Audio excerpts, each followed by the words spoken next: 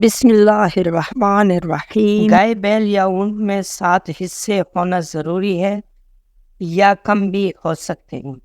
کیا فرماتے علماء دین و مفتیان شرع متین اس مسئلے کے بارے میں کہ ایک بیل یا گائے میں 7 حصے داروں سے کم یعنی 3، 4، 5 یا 6 حصہ دار بھی شامل ہو سکتے ہیں یا 7 حصہ دار ہونا ہی لازم ہوں؟ وضاحت فرما دے۔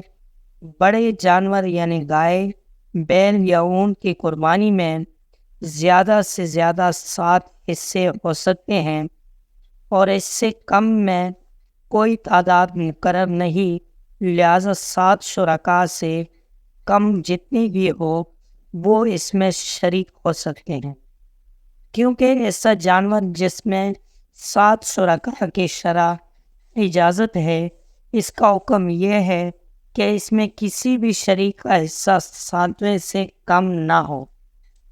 اگر بعض شریکوں کا حصہ 7واں اور دوسرے بعض کا 7ویں سے زیادہ ہے تو یہ جائز ہے۔ اس طرح اگر سب شریکوں کا حصہ 7ویں سے زیادہ ہے تو بدرجہ اول جائز ہوگا، ہاں البتہ اگر 7ویں سے کم حصہ کسی کا ہو، افراد 7 ہو یا کم، تو اس صورت میں کسی کی قربانی نہیں ہوگی۔ در مختار میں ہے ایک بکری یا بڑے جانور جیسے اونٹ اور گائے کا 7واں حصہ واجب ہے، اور اگر ان میں سے کسی ایک کا 7ویں حصے سے کم ہو تو کسی ایک کی طرف سے بھی جائز نہیں ہوگی، اور اگر شریک 7 سے کم ہے تو قربانی بدرجہ اول جائز ہے۔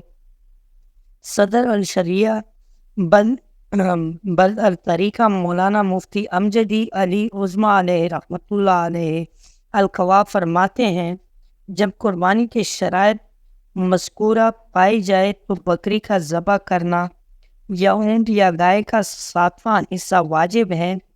7ویں حصے سے کم نہیں ہو سکتا، بلکہ اونٹ یا گائے کے شرکاء میں اگر کسی شریک کا 7ویں حصے سے کم ہے تو کسی کی قربانی نہیں ہوئی، یعنی جس کا 7واں حصہ یا اس سے زیادہ ہے اس کی بھی قربانی نہیں ہوئی۔ گائے یا اونٹ میں 7ویں حصہ سے زیادہ کی قربانی ہو سکتی ہے، مثلا گائے کو 6 یا 5 یا 4 شخصوں کی طرف سے قربانی کریں ہو سکتا ہے، اور یہ ضرور نہیں کہ سب شرکاء کے حصے برابر ہو، بلکہ کم و بیش بھی ہو سکتے ہیں۔